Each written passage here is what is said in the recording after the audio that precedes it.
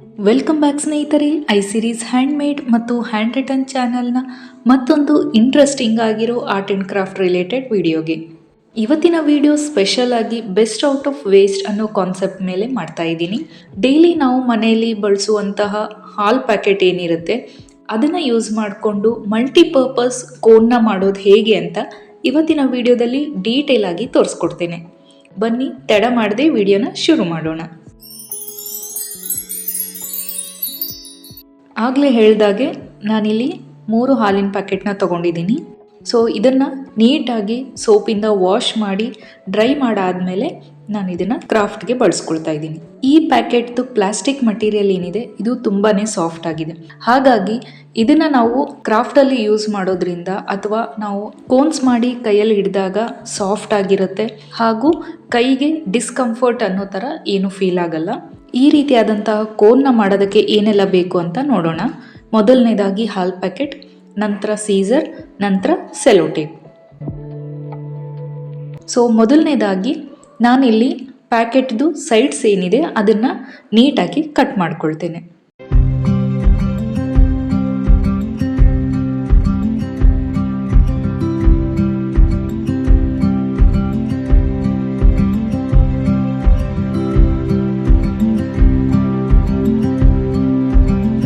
ಇವಾಗ ಏನು ನೋಡ್ತಿದ್ದೀರಾ, ನಾವು 4 ಕಡೆ ನೀಟಾಗಿ ಕಟ್ ಮಾಡ್ಕೊಂಡಾದ್ಮೇಲೆ ಒಂದು ಪ್ಯಾಕೆಟಲ್ಲಿ 2 ಪೀಸು ನಮಗೆ ಸಿಗುತ್ತೆ. ಸೊ ಇದೇ ಥರ ನಾನು ಮಿಕ್ಕಿರೋ 2 ಹಾಲಿನ ಪ್ಯಾಕೆಟ್ನು ಕಟ್ ಮಾಡಿಕೊಂಡು ತಗೊತೇನೆ.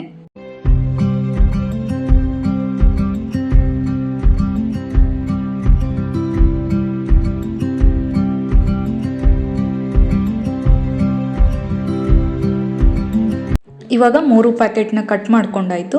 ಸೊ 1 ಪ್ಯಾಕೆಟಲ್ಲಿ 2 ಪೀಸ್. ಸೊ ಅದೇ ಥರ 3 ಪ್ಯಾಕೆಟ್ಗೆ ನಮಗೆ ಒಟ್ಟು 6 ಪೀಸು ಸಿಗುತ್ತೆ. ಸೊ ಇದು ಆಲ್ಮೋಸ್ಟ್ ಸ್ಕ್ವೇರ್ ಶೇಪಲ್ಲಿರುತ್ತೆ. ಸೊ ನಿಮಗೆ ಇನ್ನೂ ದೊಡ್ಡದಾಗಿ ಬೇಕಂದರೆ ನೀವು ಒಂದೇ ಪೀಸ್ನ ಯೂಸ್ ಮಾಡಿಕೊಂಡು ಉದ್ದವಾಗಿರೋ ಕೋನ್ನ ಮಾಡ್ಕೊಳ್ಬೋದು. ಇವಾಗ ಆ್ಯಕ್ಚುಯಲ್ ಕೋನ್ ಮಾಡೋದು ಹೇಗೆ ಅಂತ ನೋಡೋಣ. ನಾನಿಲ್ಲಿ 1 ಪೀಸ್ನ ಬಳಸ್ಕೊಳ್ತಾ ಇದ್ದೀನಿ. ಸೊ ಇಲ್ಲಿ ತೋರಿಸಿರೋ ಹಾಗೆ ಒಂದು ಎಡ್ಜ್ನ ನೀವು ನೀಟಾಗಿ ರೋಲ್ ಮಾಡ್ತಾ ಬರಬೇಕು. ಇನ್ನೊಂದು ಕಡೆ ನಾನೇನು ಬಟ್ಟಿಟ್ಟಿದ್ದೀನಿ ಅಲ್ಲಿ ಅದರದ್ದು ಸ್ಟಾರ್ಟಿಂಗ್ ಪಾಯಿಂಟ್ ಇರುತ್ತೆ.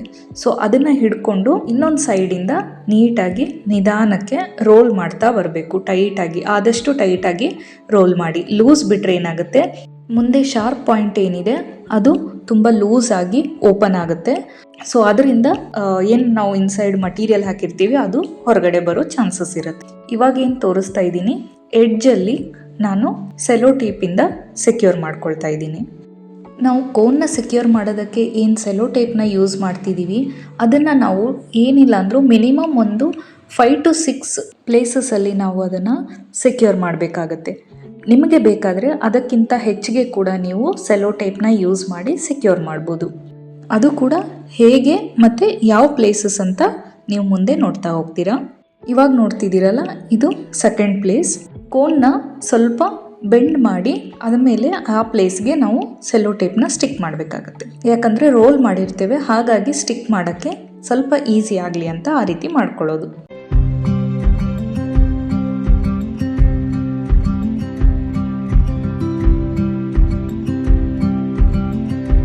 ನಂತರ ಏನು ತೋರಿಸ್ತಿದ್ದೀನಿ, ಈ ಕ್ರಾಸಲ್ಲಿರೋದು 3rd ಪ್ಲೇಸ್. ಸೊ ಇದನ್ನು ನಾನು ಮತ್ತೆ ಸೆಲೋ ಟೇಪಿಂದ ಸೆಕ್ಯೂರ್ ಮಾಡ್ತಾ ಇದ್ದೀನಿ. ಬೇಕಾದರೆ ನಿಮ್ಗೆ ಕಂಪ್ಲೀಟಾಗಿ ಅದು ಏನು ಕ್ರಾಸ್ ಮಾರ್ಕ್ ಬಂದಿದೆ ಅಲ್ಲಿವರೆಗೂ ಕೂಡ ನೀವು ಸೆಲೋ ಟೇಪ್ನ ಸ್ಟಿಕ್ ಮಾಡ್ಬೋದು.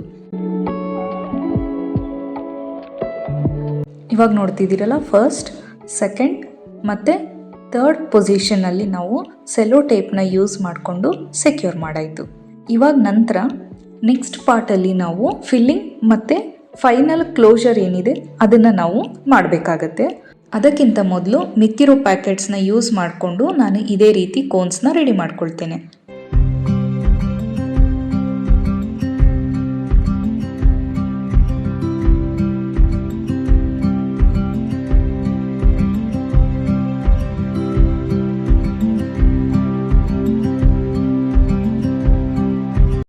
ಸೊ ನೋಡ್ತಿದ್ದೀರಲ್ಲ, ಎಲ್ಲ ಕೋನ್ಸ್ನ ರೆಡಿ ಮಾಡ್ಕೊಂಡಾಯಿತು. ಎಲ್ಲ ಕೂಡ ಒಂದೇ ಲೆಂತಲ್ಲಿದೆ. ನಾವು ಹೇಗೆ ಕೋನ್ನ ರೋಲ್ ಮಾಡ್ತೇವೆ ಅನ್ನೋದ್ರ ಮೇಲೆ ಲೆಂತು ಡಿಪೆಂಡ್ ಆಗುತ್ತೆ. ಸೊ ಇವಾಗ ಬನ್ನಿ ಫಿಲ್ಲಿಂಗ್ ಮಾಡೋದು ಹೇಗೆ ಅಂತ ತೋರಿಸ್ಕೊಡ್ತೀನಿ. ನಾನು ಮೊದಲು ಮೆಹಂದಿ ಆರ್ಟಿಸ್ಟ್ ಆಗಿ ಕೆಲಸ ಮಾಡುವಾಗ ಶಾಪಲ್ಲಿ ಸಿಗುವಂತಹ ರೆಡಿಮೇಡ್ ಕೋನ್ಸ್ನ ಫಿಲ್ಲಿಂಗಿಗೆ ಬಳಸ್ಕೊಳ್ತಾ ಇದ್ದೆ. ಆದರೆ ಇವಾಗೆಲ್ಲ ಮೆಹಂದಿ ಆರ್ಟಿಸ್ಟ್ ಕೋನ್ ಕೂಡ ತಾವೇ ರೆಡಿ ಮಾಡ್ಕೊಳ್ತಾರೆ, ಹಾಗೆ ಮೆಹಂದಿ ಪೇಸ್ಟನ್ನು ಕೂಡ ಓನ್ ಆಗಿ ರೆಡಿ ಮಾಡಿಕೊಂಡು ಯೂಸ್ ಮಾಡ್ತಾರೆ. ರೆಡಿಮೇಡ್ ಕೋನ್ಸ್ನ ಯೂಸ್ ಮಾಡುವಾಗ ಆದಷ್ಟು ಕೋನ್ನ ನೀಟಾಗಿ ರಬ್ ಮಾಡಿ ಸ್ವಲ್ಪ ಶೇಕ್ ಮಾಡಿ ಆಮೇಲೆ ಫಿಲ್ಲಿಂಗ್ನ ಮಾಡ್ಕೊಳ್ಬೇಕು. ಯಾಕಂದರೆ ಇದರಲ್ಲಿ ವಾಟರ್ ಕಂಟೆಂಟ್ ಇರೋದ್ರಿಂದ ಸ್ವಲ್ಪ ಮಿಕ್ಸಿಂಗ್ ನೀಟಾಗಿ ಆಗಿರಲ್ಲ. ನಂತರ ಕೋನ್ ಎಡ್ಜ್ ಏನಿದೆ ಅಲ್ಲಿ ಸ್ವಲ್ಪ ಮೆಹಂದಿನ ಸರಿಸ್ಬಿಟ್ಟು ನಂತರ ಕಟ್ ಮಾಡಿಕೊಂಡು ನಿಮ್ಗೆ ಎಷ್ಟು ಥಿಕ್ನೆಸ್ಸಲ್ಲಿ ಬೇಕೋ ಎಷ್ಟು ಅಗಲ ಬೇಕೋ ಅಷ್ಟು ಕಟ್ ಮಾಡಿಕೊಂಡು ನಂತರ ನಾವೇನು ಕೋನ್ಸ್ನ ಮಾಡ್ಕೊಂಡಿದ್ದೀವಿ ಅದರೊಳಗಡೆ ಮೆಹಂದಿನ ಫಿಲ್ ಮಾಡ್ಕೊಳ್ಬೇಕು.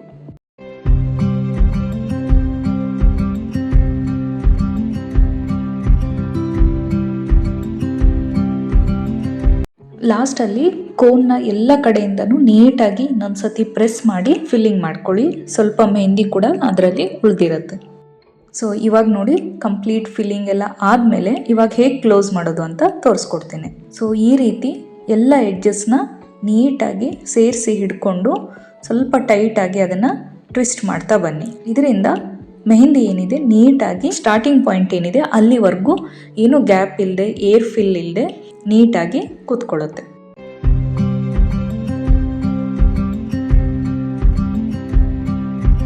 ಸೊ ಈ ರೀತಿ ಆದಮೇಲೆ ನಾವು ಅದನ್ನು ಓಪನ್ ಮಾಡಿಕೊಂಡು ಇನ್ ಕೇಸ್ ಹೊರಗಡೆ ಏನಾದರೂ ಮೆಹಂದಿ ಸ್ವಲ್ಪ ಸ್ಪ್ರೆಡ್ ಆಗಿದ್ದರೆ ಅದನ್ನು ಒಂದು ವೇಸ್ಟ್ ಬಟ್ಟೆಯಿಂದ ಕ್ಲೀನ್ ಮಾಡಿಕೊಂಡು ನಾನು ವಿಡಿಯೋದಲ್ಲಿ ತೋರಿಸಿರೋ ಹಾಗೆ ಸೈಡ್ಸ್ನ ಈ ರೀತಿಯಾಗಿ ಫೋಲ್ಡ್ ಮಾಡ್ಕೊಳ್ಳಿ. ಹಾಗೂ ಎಡ್ಜ್ ಏನಿದೆ ಅದನ್ನು ರೋಲ್ ಮಾಡ್ತಾ ಬರಬೇಕು. ಎಷ್ಟು ಸಾಧ್ಯನೋ ಅಷ್ಟು ಟೈಟಾಗಿ ರೋಲ್ ಮಾಡ್ಕೊಳ್ಬೇಕು.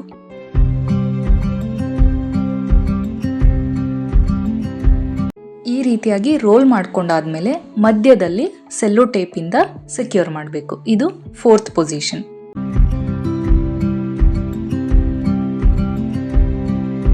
ನಂತರ 5th ಮತ್ತು 6th ಪೊಸಿಷನ್ ಅದರ ಅಕ್ಕಪಕ್ಕದಲ್ಲಿ ಸೆಕ್ಯೂರ್ ಮಾಡಬೇಕು. ನಂತರ 7th ಪೊಸಿಷನ್ ಈ ರೀತಿಯಾಗಿ ಮಧ್ಯದಲ್ಲಿ ಕೂಡ ಸೆಕ್ಯೂರ್ ಮಾಡ್ಕೊಳ್ಳಿ. ನಿಮಗೆ ಬೇಕಾದರೆ ಇನ್ನೊಂದೆರಡು ಸೆಲ್ಲೋ ಟೇಪ್ನ ನೀವು ಆ ಕಡೆ ಈ ಕಡೆ ಹಾಕಿ ಸೆಕ್ಯೂರ್ ಮಾಡ್ಕೊಳ್ಬೋದು. ಇವಾಗ ನೋಡ್ತಿದ್ದೀರಲ್ಲ ನಮ್ಮ ಕೋನ್ ರೆಡಿ ಆಯಿತು. ನಂತರ ನಾವು ಕೋನ್ನ ಯೂಸ್ ಮಾಡುವಾಗ ನಿಮ್ಗೆಷ್ಟು ಥಿಕ್ನೆಸ್ಸಲ್ಲಿ ಬೇಕೋ ನೋಡಿಕೊಂಡು ನಾವು ಎಡ್ಜ್ನಲ್ಲಿ ಕಟ್ ಮಾಡ್ಕೊಳ್ಬೇಕು. ಸೊ ಇವಾಗ ನೋಡ್ತಿದ್ದೀರಲ್ಲ ನಾವು ಶಾಪಲ್ಲಿ ತೊಗೊಂಡಿರೋ ಕೋನು ಮತ್ತು ಹ್ಯಾಂಡ್ಮೇಡ್ ಕೋನ್ಗೆ ಎಷ್ಟು ಡಿಫ್ರೆನ್ಸ್ ಇದೆ ಲೆಂತಲ್ಲಿ ಅಂತ. ಈ ರೀತಿಯಾದಂತಹ ಹ್ಯಾಂಡ್ಮೇಡ್ ಕೋನ್ಸು ಚಿಕ್ಕದಾಗಿ ಮಾಡಿಕೊಂಡಾಗ ನಮಗೆ ವರ್ಕ್ ಮಾಡುವಾಗ ತುಂಬ ಕಂಫರ್ಟೇಬಲ್ ಆಗಿರುತ್ತೆ. ಇವಾಗ ಶಾಪಲ್ಲಿ ಸಿಗೋ ಕೋನ್ ಏನಿರುತ್ತೆ ಎಂಡಲ್ಲಿ ಆ ಕೋನ್ದು ಏನು ವೇಟ್ ಇರುತ್ತೆ ಅದು ಪದೇ ಪದೇ ಕೈ ಮೇಲೆ ಬೀಳ್ತಾ ಇರುತ್ತೆ. ಸೊ ಇದರಿಂದ ನಮಗೆ ವರ್ಕ್ ಮಾಡುವಾಗ ಡಿಸ್ಕಂಫರ್ಟ್ ಫೀಲ್ ಆಗ್ತಿರುತ್ತೆ. ಈ ರೀತಿಯಾದಂತಹ ಹ್ಯಾಂಡ್ಮೇಡ್ ಕೋನ್ಸ್ನ ನಾವು ಫ್ರೆಶ್ ಆಗಿ ಬಳಸೋದ್ರಿಂದ ಏರ್ ಫಿಲ್ಲಿಂಗ್ ಏನಿರುತ್ತೆ ಅದು ಅವಾಯ್ಡ್ ಆಗುತ್ತೆ. ಮೆಹಂದಿ ಏನಿದೆ ಅದು ಈಸಿಯಾಗಿ ಫ್ಲೋ ಆಗುತ್ತೆ.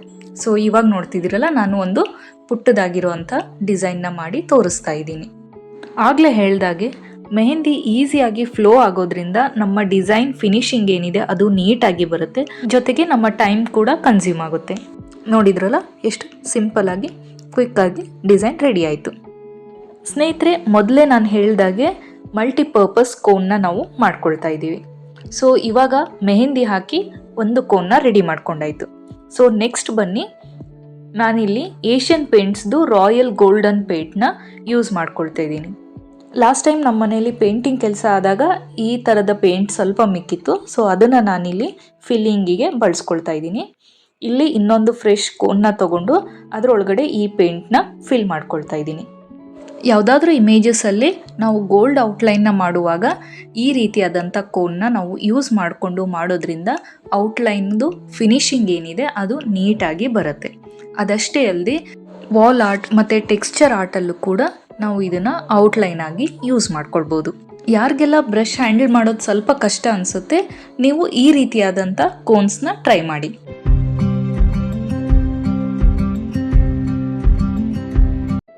ನೋಡಿ, ನಮ್ಮ ಸೆಕೆಂಡ್ ಕೋನ್ ಕೂಡ ರೆಡಿ ಆಯಿತು.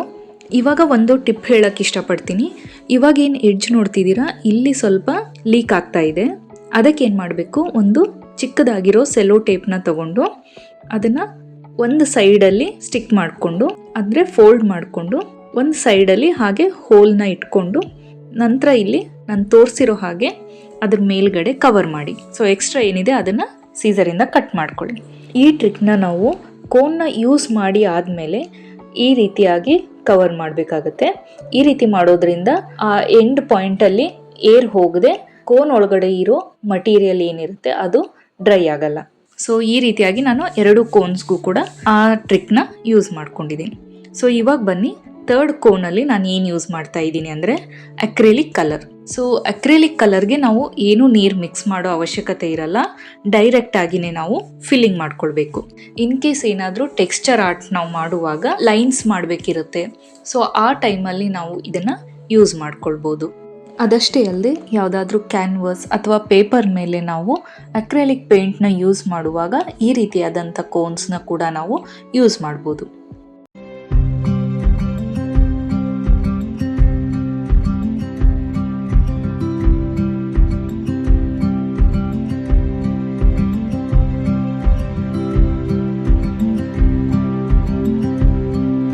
ಸ್ನೇಹಿತರೆ, ನಾನಿಲ್ಲಿ ಒಟ್ಟು 3 ಕೋನ್ಸ್ನ ರೆಡಿ ಮಾಡ್ಕೊಂಡಿದ್ದೀನಿ. ಇದಲ್ಲದೆ ನೀವು ವಾಲ್ ಪುಟ್ಟಿ ಪೇಸ್ಟ್, ಟೆಕ್ಸ್ಚರ್ ಪೇಂಟಿಂಗ್ ಪೇಸ್ಟ್ ಈ ಥರದನ್ನೆಲ್ಲ ಕೂಡ ನೀವು ಕೋನ್ಸಲ್ಲಿ ಫಿಲ್ಲಿಂಗ್ ಮಾಡಿಕೊಂಡು ನಿಮ್ಮ ಆರ್ಟಲ್ಲಿ ಯೂಸ್ ಮಾಡ್ಕೊಳ್ಬೋದು. ನಂತರ ನಾನು ಕೋನ್ಸ್ನ ಯೂಸ್ ಮಾಡೋದಕ್ಕೆ ಈಸಿ ಆಗಲಿ ಅಂತ ಅದರೊಳಗಡೆ ಏನು ಫಿಲ್ಲಿಂಗ್ ಮಾಡಿರ್ತೀನೋ ಅದರ ನೇಮ್ನ ನಾನು ಕೋನ್ ಮೇಲ್ಗಡೆ ಮಾರ್ಕರಿಂದ ಬರ್ಕೊಳ್ತಾ ಇದ್ದೀನಿ.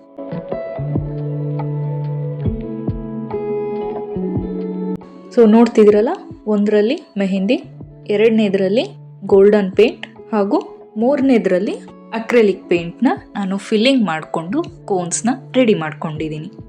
ಸೊ ಈ 3 ಕೋನ್ಸ್ನ ನಾನು ಹೇಗೆ ಯೂಸ್ ಮಾಡ್ಬೋದು ಅಂತ ಒಂದು ಪುಟ್ಟ ಡಿಸೈನ್ ಮಾಡಿ ತೋರಿಸ್ಕೊಡ್ತೇನೆ. ಡಿಸೈನ್ ಮಾಡೋದಕ್ಕೆ ನಾನಿಲ್ಲಿ ಒಂದು ಪೇಪರ್ನ ತೊಗೊಂಡಿದ್ದೀನಿ. ಮೊದಲನೇದಾಗಿ ಮೆಹಂದಿ ಕೋನ್ನ ಯೂಸ್ ಮಾಡ್ತಾ ಇದ್ದೀನಿ.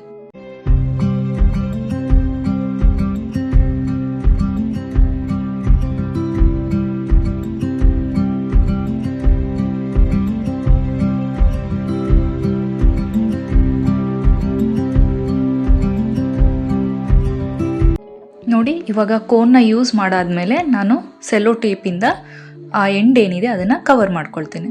ಸೊ ಇವಾಗ ಸೆಕೆಂಡ್ ಒನ್ ಗೋಲ್ಡನ್ ಪೇಂಟ್.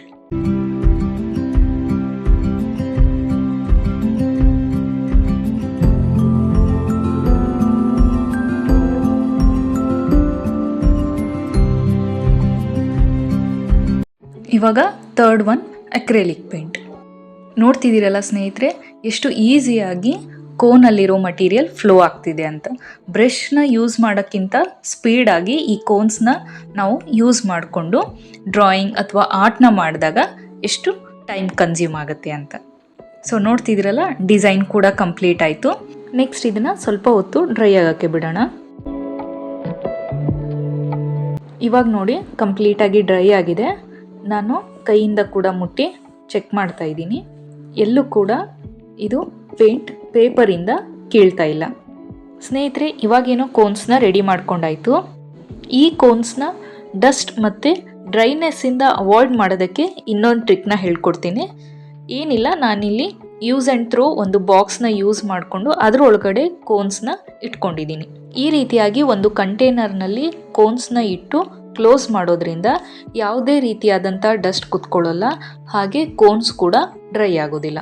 ಅದಷ್ಟೇ ಅಲ್ಲದೆ ಈ ಕೋನ್ಸ್ ಜೊತೆಗೆ ಎಂಟಿ ಕೋನ್ಸ್ ಏನು ಮಾಡ್ಕೊಂಡಿದ್ದೀವಿ ಅದನ್ನು ಕೂಡ ನಾನು ಇದೇ ಕಂಟೈನರ್ನಲ್ಲಿ ಇಟ್ಟಿರ್ತೇನೆ. ಯಾವುದು ಕೂಡ ಮಿಸ್ಪ್ಲೇಸ್ ಆಗಲ್ಲ. ಎಲ್ಲ ರಿಲೇಟೆಡ್ ಐಟಮ್ಸ್ ಒಂದೇ ಬಾಕ್ಸಲ್ಲಿ ನಮಗೆ ತಕ್ಷಣಕ್ಕೆ ಈಸಿಯಾಗಿ ಸಿಗುತ್ತೆ. ನೋಡಿದ್ರಲ್ಲ ಸ್ನೇಹಿತರೆ, ಈ DIY ಮಲ್ಟಿಪರ್ಪಸ್ ಕೋನ್ನ ಮಾಡೋದು ಹೇಗೆ ಅಂತ, ಹಾಗೂ ಇದನ್ನು ಬೇರೆ ಯಾವ ರೀತಿಯಾಗಿ ಯೂಸ್ ಮಾಡೋದು ಅನ್ನೋ ಐಡಿಯಾಸ್ ಕೂಡ ನಾನು ನಿಮಗೆ ಈ ವಿಡಿಯೋದಲ್ಲೇ ತಿಳಿಸ್ಕೊಟ್ಟಿದ್ದೀನಿ. ನೀವು ಕೂಡ ಇಷ್ಟ ಆದರೆ ಇದನ್ನು ಟ್ರೈ ಮಾಡಿ ಹೇಗೆ ಅನ್ನಿಸ್ತು ಅಂತ ಕಮೆಂಟ್ ಮೂಲಕ ತಿಳಿಸೋದನ್ನು ಮರಿಬೇಡಿ. ಇದೇ ರೀತಿಯಾದಂತಹ art and craft related tips and tricks, DIYs ಎಲ್ಲದನ್ನು ನಾನು ಮುಂದೆ ಬರೋ ವಿಡಿಯೋಸಲ್ಲಿ ಒಂದೊಂದಾಗೆ ತಿಳಿಸ್ಕೊಡ್ತಾ ಹೋಗ್ತೇನೆ. ಇನ್ನೂ ಯಾರೆಲ್ಲ ಚಾನಲ್ಗೆ ಸಬ್ಸ್ಕ್ರೈಬ್ ಆಗದೆ ನೋಡ್ತಿದ್ದೀರಾ, ಮೊದಲು ಚಾನಲ್ಗೆ ಸಬ್ಸ್ಕ್ರೈಬ್ ಆಗಿ ಬೆಲ್ ಐಕನ್ನ ಪ್ರೆಸ್ ಮಾಡೋದನ್ನು ಮರಿಬೇಡಿ. ಇದರಿಂದ ನಮ್ಮ ಚಾನಲ್ನಲ್ಲಿ ಅಪ್ಲೋಡ್ ಆಗೋ ಎಲ್ಲ ವಿಡಿಯೋಗಳ ನೋಟಿಫಿಕೇಷನ್ ನಿಮಗೆ ಬಂದು ತಲುಪ್ತವೆ.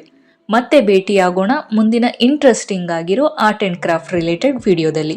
ನಿಮ್ಮ ಪ್ರೋತ್ಸಾಹ ಸದಾ ನಮ್ಮೊಂದಿಗಿರಲಿ. ಧನ್ಯವಾದಗಳು. ಶುಭ ದಿನ.